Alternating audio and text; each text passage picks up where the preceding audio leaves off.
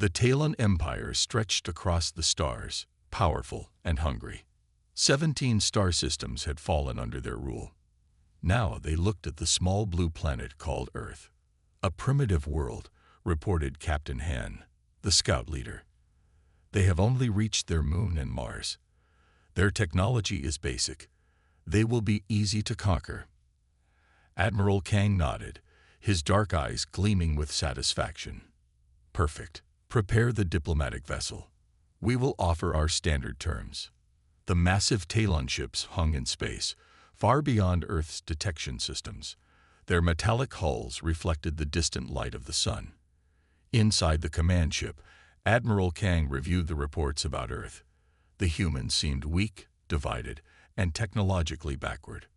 What the reports failed to notice was how humans developed differently from other species. While the Talons advanced equally in all technologies, humans had strange gaps. They lacked faster-than-light travel, but had created devastatingly effective weapons. They couldn't terraform planets, but had mastered information warfare. They appeared primitive, but had secretly developed technologies the Talons couldn't imagine. The diplomatic vessel approached Earth, its sleek design causing a stir among Earth's astronomers. The ship landed in an open field outside the United Nations headquarters. Ambassador Lee emerged, flanked by guards with smooth armor and weapons that hummed with energy. Inside the United Nations building, the Earth's leaders gathered in the Emergency Council chamber. Representatives from all nations sat in tense silence as Ambassador Lee walked to the center of the room. "People of Earth," he began, his translator converting his words to multiple languages simultaneously. "The Talon Empire brings you an opportunity. Submit to our rule, provide resources and workers, and we will protect you. Resist, and we will take what we want anyway." The room remained silent. Ambassador Lee smiled, believing their silence meant fear. General Park of the Earth Defense Force stood up. She was small in stature, but carried herself with quiet confidence. Her uniform was simple compared to the Talons' ornate armor. She walked forward, holding a small crystal in her hand. "We have considered your offer," she said calmly. "This is our response." She placed the data crystal on the table between them. It looked primitive, a simple hexagonal shape with a blue glow. Ambassador Lee picked it up, barely hiding his contempt. "What is this?" "A warning," General Park replied. "Please ensure your leaders review it carefully." The Talon ambassador laughed. "Your primitive technology can't possibly contain anything of value to us." General Park simply nodded. "We'll see." Back on the Talon command ship, the Empire's best technicians examined the crystal. At first, they struggled to access its contents. The interface was unlike anything they had seen before. "Primitive but strangely complex," muttered Chief Technician Kim. "The encryption is unusual." When they finally broke through, the data shocked them. The crystal contained detailed schematics of every Talon warship. It showed weaknesses in their shields, vulnerabilities in their engines, and blind spots in their sensors. Information that should have been impossible for humans to know. Along with the technical data was a simple message. "We have been watching you for decades. Leave now. This is your only warning." The technicians brought the crystal to Admiral Kang. His face darkened as he reviewed its contents. "How is this possible?" he demanded. "How could they know these things?" His advisors had no answer. Some suggested immediate retreat. Others argued that despite the humans' unexpected knowledge, they still lacked the technology to threaten the Imperial fleet. Admiral Kang stood at the viewport, looking down at the blue planet. His pride would not allow retreat. "They have information, nothing more," he announced to his war council. "Information without power is worthless. Prepare the invasion fleet."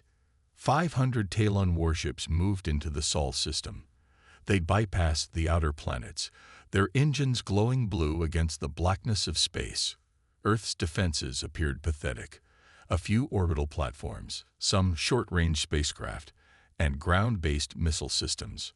From Earth's surface, General Park watched the approaching ships on her command screen. Around her, the United Earth Council members waited tensely. "Should we try to negotiate again?" asked one council member. General Park shook her head. "We gave them their warning. They chose not to listen." She pressed a button on her command console. "Activate Prometheus Protocol." Throughout the solar system, hidden weapons platforms came to life. Camouflaged against asteroids, buried in moons, and drifting invisibly in space, thousands of autonomous weapons systems activated simultaneously. The Talon fleet detected nothing until the first strikes hit. The human weapons didn't target the ships directly. Instead, they attacked the fold drives, the faster-than-light technology that allowed the Talons to travel between stars. Precisely targeted energy beams struck ship after ship. Admiral Kang watched in horror as warning lights flashed across his command console. Nearly a third of his fleet reported catastrophic failures in their fold drives. "Impossible," he shouted. "How are they targeting systems they shouldn't even understand?" The human weapons continued their assault. The second phase began before the Talons could regroup. Dormant nanites, microscopically small machines the humans had planted in Talon supply chains years earlier, activated throughout the remaining fleet. Life support systems failed. Weapon controls stopped responding. On his command ship, Admiral Kang tried desperately to coordinate a defense. "Fall back and regroup," he ordered. "Prepare for." His words cut off as all communication systems across the fleet suddenly went dark. Then, on every screen on every surviving ship, a single human face appeared. Dr. Jin looked calmly at the Talons, her expression neither angry nor triumphant. "We tried to warn you," she said simply. "You should have listened." The surviving Talon ships, less than 1/5 of the original invasion force, retreated from Earth's solar system. They carried with them the terrifying truth about the species they had so badly underestimated. In the quiet of his damaged flagship, Admiral Kang stared at the stars. The humans could have destroyed them completely. Why hadn't they? The question haunted him as his crippled fleet limped home, bearing a warning to the rest of the galaxy. Earth was not what it seemed, and humanity was not to be taken lightly. In the command room of the mighty Talon warship Dominance, Admiral Kang stared at the holographic display of the small blue planet. His technicians had finally decoded the strange data crystal the humans had given them. The contents made his blood run cold. "Impossible," he whispered, looking through the files.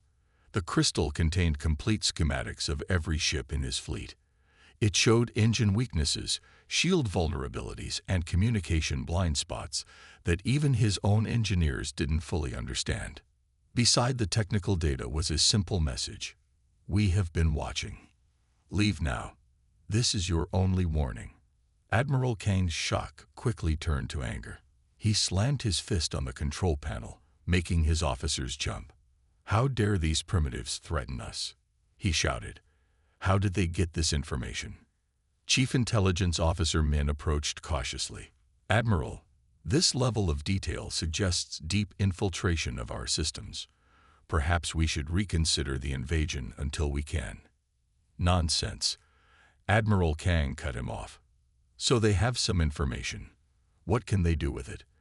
Their technology is centuries behind ours." He called his war council together, the 6 highest-ranking officers in the fleet. They gathered around the command table, their faces reflecting the blue glow of the holographic displays. "Look at their defenses," Kang said, pointing to Earth's orbital platforms and small spacecraft. "Primitive. Weak. They have a few satellites and rockets. We have 500 warships with planet-killer capabilities. But the data they have," began Commander Ju. "Is meaningless without the power to use it," Kang interrupted. He picked up the crystal and held it before his officers. "They think knowledge equals power. Let's show them what real power looks like." The council members exchanged glances, but knew better than to argue further with the admiral. His pride had been wounded by the humans' audacity, and his judgment was clouded by anger. "Begin the invasion countdown," Kang ordered. 500 ships. Full weapons deployment. I want Earth under Talon control within 7 days.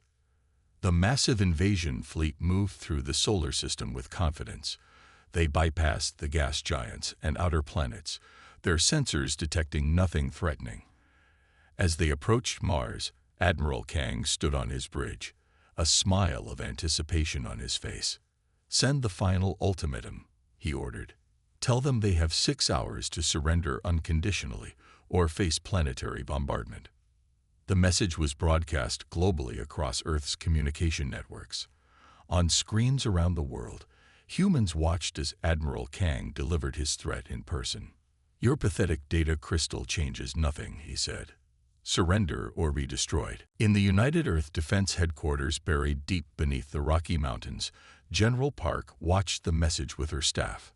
Her face remained calm despite the threat. "He didn't listen," she said quietly. "They never do," responded Colonel Ba, her second in command. "Should we begin evacuation protocols for civilian populations?" General Park shook her head.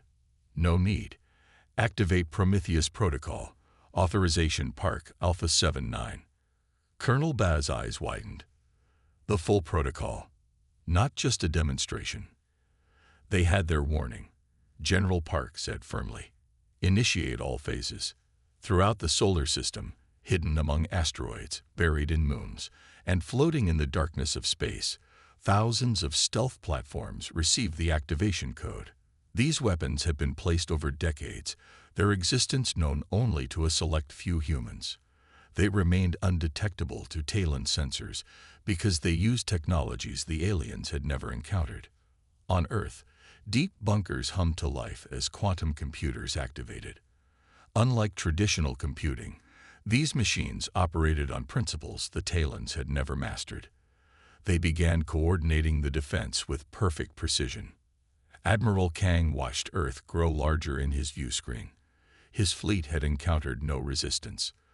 The planet's meager defenses, a few orbital platforms and small spacecraft, remained passive.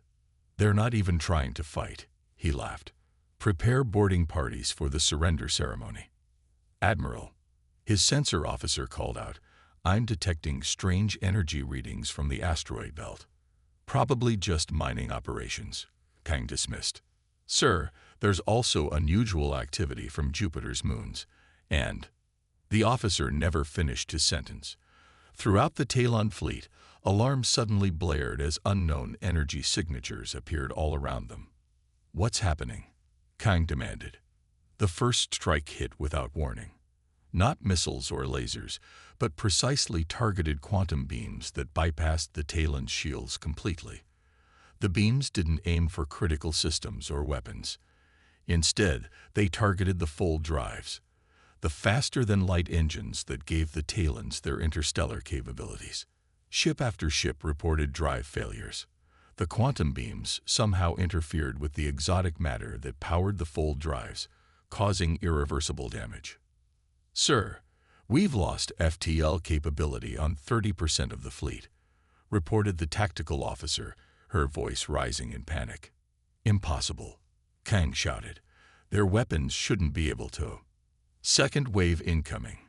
This time, the attacks came from different vectors. Small, nearly invisible drones swarmed the Talon ships. They attached to hull plates and began drilling through, not to cause catastrophic breaches, but to insert something. "Boarding parties?" asked Commander Ju in confusion.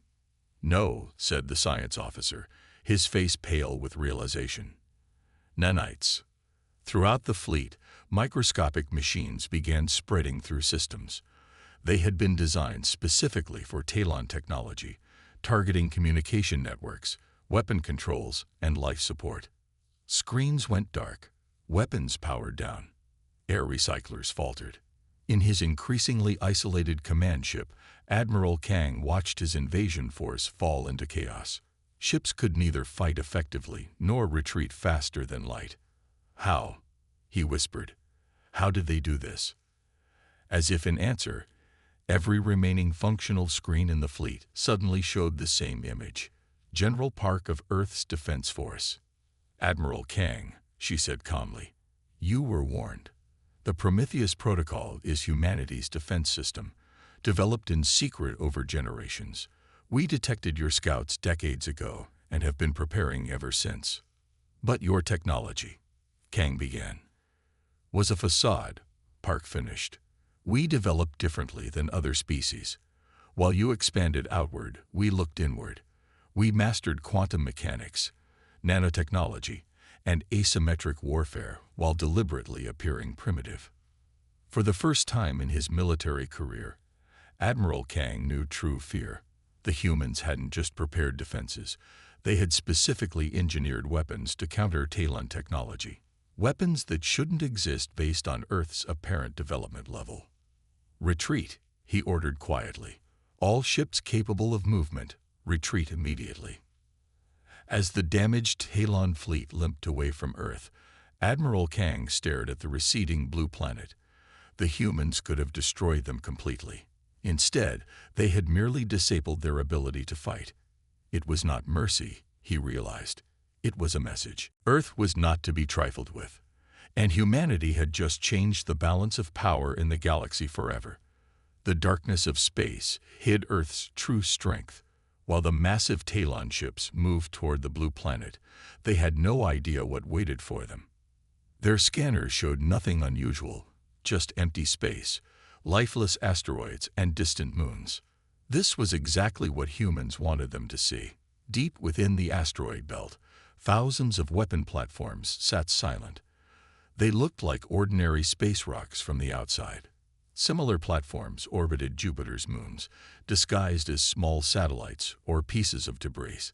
These weapons had been placed carefully over decades, each one containing technology the Talons couldn't even imagine. In her command center beneath the Rocky Mountains, General Park watched the approaching fleet on large screens. Around her, military officers and scientists worked at their stations. The room was quiet except for the soft beeping of computers. "They're entering the optimal engagement zone," reported Colonel Ba, her second in command. General Park nodded. "Begin Phase 1. Quantum sync authorized." Across the solar system, the hidden platforms connected through quantum entanglement, a communication method that couldn't be detected because it didn't use traditional signals. No radio waves, no light, nothing that could be picked up by Talon sensors. The platforms could talk to each other and to Earth instantly, no matter the distance. "Target their full drives only," General Park ordered. "Disable, don't destroy." The first attack came from everywhere at once. From asteroids, from Jupiter's moons, from what looked like empty space. Energy beams shot toward the Talon fleet. These weren't ordinary weapons. They were focused quantum beams, designed to target the exotic matter that powered the Talon's faster-than-light drives. On the bridge of the flagship, Admiral Kang was reviewing the invasion plans when alarms suddenly blared. "What's happening?" he demanded. His sensor officer stared at her screen in confusion, energy signatures appearing throughout the sector. "They're coming from everywhere." Before anyone could react, the first ships were hit. The beams passed through the Talon shields as if they weren't there, precisely targeting the full drive systems. The shields had been designed to stop conventional weapons, lasers, missiles, particle beams. These human weapons operated on completely different principles. "Impossible," shouted the chief engineer as reports flooded in. "They're targeting the fold space generators directly. How do they even know they exist?" Ship after ship reported critical failures. The fold drives weren't just damaged. They were completely ruined. The exotic matter that made faster-than-light travel possible had been destabilized at the quantum level. There was no way to repair them. Admiral Kang watched his tactical display in growing horror. Red warning lights flashed across nearly a third of his fleet. Those ships were now stranded in normal space, unable to return home or flee if needed. "Where are these attacks coming from?" he shouted. "Target their weapons platforms." "We can't locate them, sir," his tactical officer responded, frantically searching his sensors. "There's nothing on our scans. The attacks seem to be coming from empty space." Admiral Kang gripped the arms of his command chair. How had humans developed weapons that could bypass their shields? How had they hidden their technology from Talon scouts? None of this matched their assessment of Earth's capabilities. Fall back and regroup, Kang ordered. Prepare for. His words were cut short by a new wave of alarms. This time, they were coming from inside his own ship. System failures reported throughout the fleet, his communications officer announced, her voice shaking. Life support fluctuations, weapon systems going offline, navigation errors. For a moment, Admiral Kang couldn't understand what was happening. Then his chief security officer spoke, his face pale with realization. Nanites, sir. Our systems are being compromised by nanites. That's not possible, Kang whispered. How could they introduce nanites into our ships? The answer came from his intelligence officer. Sir, they must have infiltrated our supply chains. These nanites could have been planted months or even years ago, lying dormant until activated. The truth hit Admiral Kang like a physical blow. The humans hadn't just prepared for this confrontation. They had been planning it for years.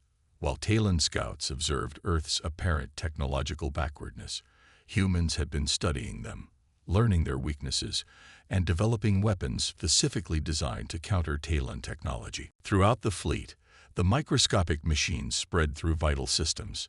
They didn't destroy the ships outright. Instead, they targeted specific functions: weapons control, navigation, internal communications, and life support regulators. The nanites didn't shut these systems down completely. They introduced subtle errors, making the technology unreliable. Weapons are responding erratically, reported the tactical officer. Targeting systems are showing ghost readings. Life support is fluctuating on decks 3 through 17, added another officer. Nothing critical yet, but the systems aren't responding to overrides.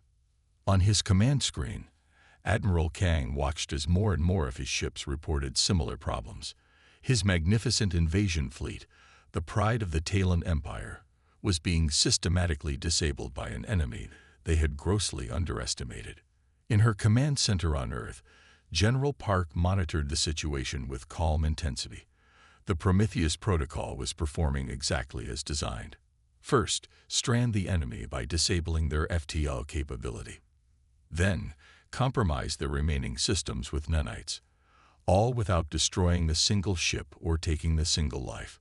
Phase 2 complete, reported her technical officer.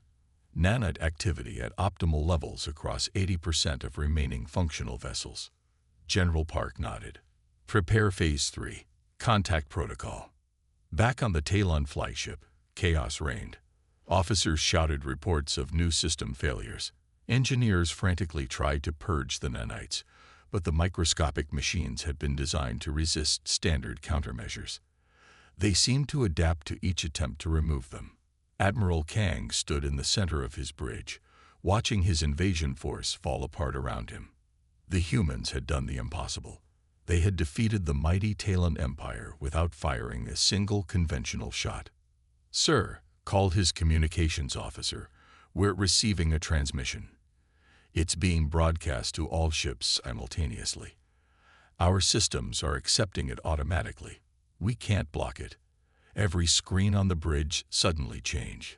The tactical displays, status monitors, even personal data pads all showed the same image. A human woman in a military uniform. Her expression was calm, neither gloating nor threatening. Admiral Kang, said General Park, this demonstration is only the beginning of what we can do. We've shown mercy today. Your ships are disabled, not destroyed. Your crews are uncomfortable, not dead. This can end here, with you leaving our system and never returning, or it can get much worse. Admiral Kang stared at the human's face, understanding finally dawning. The crystal had been a genuine warning, not a bluff, and he had failed to heed it. What other secrets did these humans possess? What other weapons waited in the darkness of space? For the first time in his long military career, Admiral Kang knew the taste of true defeat. The surviving Talon ships drifted in space, their once mighty weapons silent, their faster-than-light drives broken beyond repair. Emergency lights flickered throughout the fleet as backup systems struggled to maintain basic functions. On the bridge of the flagship, Admiral Kang stared at the tactical display with empty eyes. More than half his invasion force had been effectively neutralized without the humans firing a single conventional shot. "Admiral," his communications officer called, her voice shaking. "There's an incoming transmission. It's being broadcast to all ships simultaneously. We can't block it." Every screen across the fleet suddenly changed. The tactical displays, status monitors, and command consoles all showed the same image: a human woman with short black hair and calm, intelligent eyes. She wore a simple dark uniform with no visible rank or insignia. "I am Dr. Kim, Director of Earth Defense Intelligence," she said. Her voice was neither triumphant nor threatening, just matter-of-fact. "I'm speaking to Admiral Kang and all Talon forces currently in the Sol system." On the flagship's bridge, officers stared at the screen in silence. This was the face of their conqueror, not a warrior, but a scientist. "We tried to warn you," Dr. Kim continued. "The data crystal we provided contained not just information about your weaknesses, but a genuine opportunity to avoid this conflict. You chose not to listen." Admiral Kang stepped forward. "How?" he demanded. "How did you develop these weapons without our scouts detecting them? How did you infiltrate our systems?" Dr. Kim's expression remained calm. "Humanity developed differently from the other species you've encountered and conquered. While you expanded outward, conquering star system after star system, we looked inward. While you focused on building bigger ships and more powerful weapons, we explored the fundamental nature of reality itself." She gestured, and the screen split to show images of Earth's history, not of wars and conquests, but of scientists in laboratories, of massive particle accelerators buried deep underground, of quantum computers and nanotechnology research facilities hidden from casual observation. "We detected your scout ships 27 years ago," Dr. Kim explained. "Your stealth technology is impressive, but it has fundamental flaws at the quantum level. Once we knew you were watching, we understood what you would be looking for: obvious signs of advanced technology, large space fleets, energy signatures from powerful weapons." The screen showed images of Earth's apparent technological development: the modest International Space Station, the small lunar base, the struggling Mars colony, all carefully crafted to appear less advanced than they actually were. "So we showed you what you expected to see," Dr. Kim continued. "A young species just beginning to explore beyond its home planet. Technologically primitive by your standards, an easy conquest." Admiral Kang sank slowly into his command chair. "A deception," he said quietly. "Your entire civilization." "Not a deception," Dr. Kim corrected. "A strategic decision. While your scouts observed our apparent limitations, we were studying you, learning your language, your technology, your weaknesses. We sent our own scouts to your worlds, not in ships, but as data. We infiltrated your networks years ago." The implications hit Admiral Kang like a physical blow. If humans could infiltrate Talon networks undetected, what else might they have done? As if reading his thoughts, Dr. Kim's expression became more serious. "We have already infiltrated 7 of your core worlds," she said. "New Talon, Karis Prime, Viridian, Solta, Barish II, Lomar, and your homeworld itself. We have dormant systems in place throughout your empire that make what you experience today seem minor by comparison." Gasps and murmurs spread across the bridge. These were the heart of the Talon Empire, their most important worlds, their centers of government and military power. "You're bluffing," Admiral Kang said, but his voice lacked conviction. Dr. Kim simply raised an eyebrow. "The access codes to your personal quarters on New Talon are 47 Alpha 93 Tau Epsilon. The security override for the Imperial Palace's eastern wing is Kang Viceroy Shadow 7. Your private communication channel with Emperor Jun is encrypted with a key based on the birth date of your youngest daughter." Admiral Kang's face drained of color. This information was known to only a handful of people in the entire empire. "We could dismantle your empire piece by piece," Dr. Kim continued, her voice still calm and measured. "We could shut down your power grids, disable your defense systems, and expose the corruption that runs through your government. But we have no interest in conquest. We simply want to be left alone." The bridge was silent. The once proud officers of the Talon Empire faced the terrifying truth. They had not merely lost a battle. They had completely misjudged their opponent. Dr. Kim leaned forward slightly. "Return to your homeworld with this message. Earth is not to be touched. We will defend ourselves if necessary, but we prefer peace." This demonstration was restrained. "We disabled your ships rather than destroying them. Your crews are uncomfortable but alive. Consider this mercy, not weakness." With those words, the transmission ended, leaving the screens blank. For several long moments, no one on the bridge spoke. The only sounds were the alarms still blaring from damaged systems. Finally, Admiral Kang stood. "Prepare the remaining functional ships for withdrawal," he ordered, his voice hollow. "We're leaving the Sol system." "Sir," his second-in-command protested, "we still have over 200 ships with partial functionality." "We cooled." "We could what?" Kang interrupted. "Did you not hear what she said? Did you not see what they've already done? They could have destroyed us completely. Instead, they chose to teach us a lesson." He walked to the viewport and stared out at the distant blue planet. It looked so peaceful, so innocent. Who could have imagined the power it concealed? "Send recovery vessels to assist the stranded ships," he ordered. "Those that cannot be recovered must be abandoned. All personnel will be evacuated." As the surviving Talon ships, less than a fifth of the original invasion force, slowly turned away from Earth, Admiral Kang remained at the viewport. The humans had fundamentally changed his understanding of the universe. His empire had encountered many species, conquered many worlds, but never faced anything like humanity. They had not just defeated his fleet, they had infiltrated the very heart of the empire. They had weapons based on scientific principles the Talons barely understood. And perhaps most terrifying of all, they had shown restraint. The damaged flagship limped away from the Sol system, carrying with it a message that would shake the foundation of the Talon Empire. Earth was not what it seemed. Humanity was not just another species to be conquered. They were something new, something different, and they were not to be trifled with. 6 months after the failed invasion, Earth's orbital defense platforms detected a single Talon ship approaching. Unlike the warships that had come before, this vessel was smaller, with elegant lines, and no visible weapons. It broadcast a continuous message on all frequencies.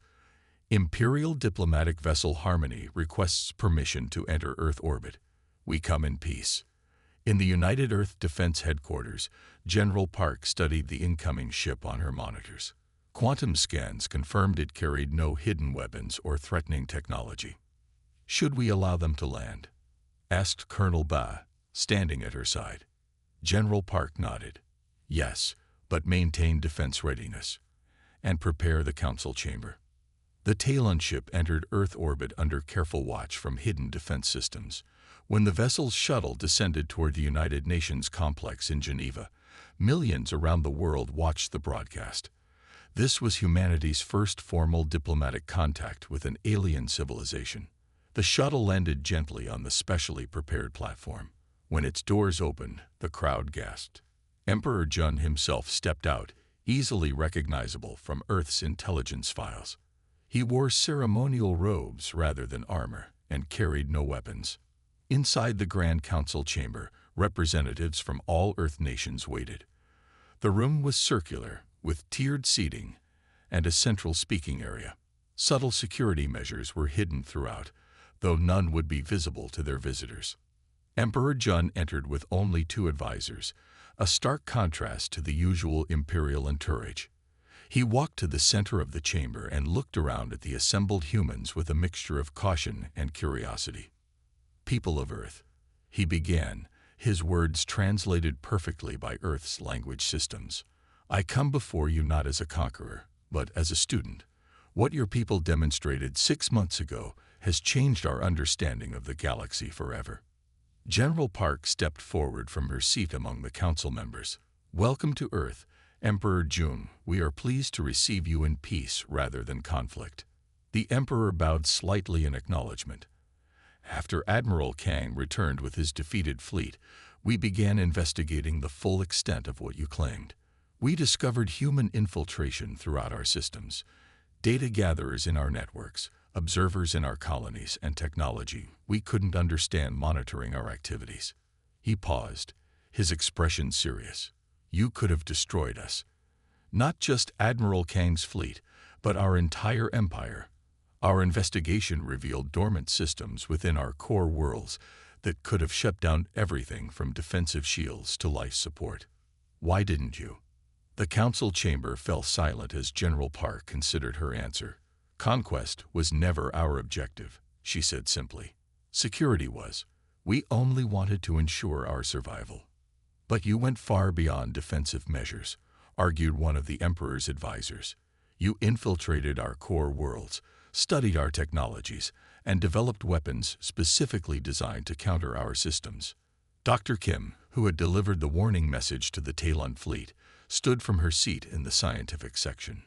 "We did what was necessary to protect ourselves. When we detected your scouts watching Earth, we studied your previous conquests. 17 star systems, all approached the same way. Observation, evaluation, and then invasion when you determined they were weak enough. We couldn't allow that to happen to Earth." Emperor Jun nodded slowly. "I cannot deny our history. The Talon Empire has always expanded through strength." He looked around the chamber. "But strength can take many forms, as you have shown us. You chose not to destroy when you could have. That is a different kind of strength than we have known." Over the next week, discussions continued between Earth's leaders and the Talon delegation.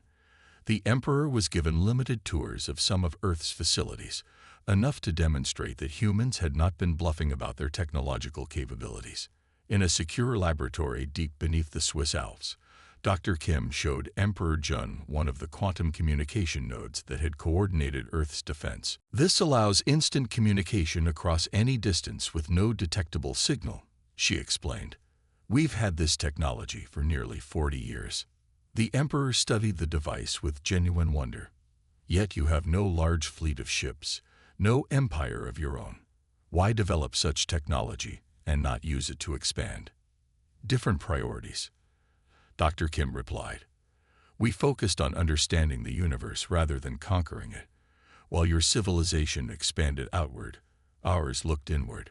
We mastered quantum mechanics, nanotechnology, and consciousness transfer while deliberately appearing primitive to outside observers." "A dangerous strategy," noted the Emperor. "What if we had attacked before you were ready?" Dr. Kim smiled slightly. "We've been ready for 20 years. Emperor Jun, your scouts first observed Earth 27 years ago. We needed only 7 years to understand your technology and develop countermeasures." On the final day of negotiations, a historic treaty was signed in the council chamber. The Talon Empire recognized Earth's independence and sovereignty. Humanity would share some of their scientific advancements, particularly in medicine and sustainable energy, while keeping their most advanced military technology private. In exchange, the Talons offered safe passage through their territories and cultural exchange programs. As Emperor Jun prepared to depart, he stood one last time before the Earth Council.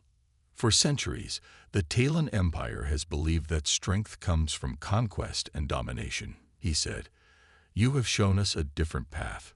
Strength can also come from patience, from knowledge, and from restraint." He turned to General Park and Dr. Kim.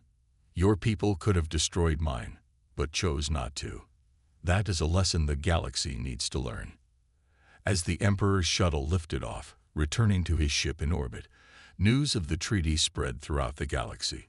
Other species, many living under Talon rule, watched in astonishment as the mighty empire formed an alliance with the seemingly primitive humans of Earth. In a tavern on a distant world called Viridian, beings of various species gathered around a view screen showing Earth for the first time, a beautiful blue planet that had somehow tamed the Talon Empire without firing a shot. How did they do it?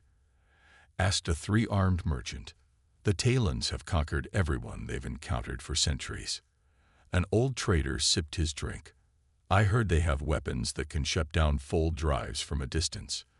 Technology no one's ever seen before. That's not the impressive part, said a ship captain. The impressive part is that they could have destroyed the Talons but chose not to. What kind of species has that kind of power and doesn't use it for conquest? Similar conversations happened across hundreds of worlds. Species who had lived in fear of the Talons now looked toward Earth with a mixture of hope and awe. If humans could stand against the Empire and win, perhaps others could too. Or perhaps humans would become a new force for peace in a galaxy long dominated by conquest. On Earth, General Park stood atop the defense headquarters, looking up at the stars. The Talon ship was just visible as a bright point moving across the night sky, returning to its empire with news that would change everything. "Do you think they'll honor the treaty?" asked Colonel Ba, standing beside her. General Park nodded. "They will. They understand now what we truly are, and what we could do if they don't." Humanity had given one warning. In doing so, they changed the course of galactic history, not through conquest, but by demonstrating that sometimes the most dangerous species are those wise enough to develop in secret and strong enough to choose peace when victory is assured.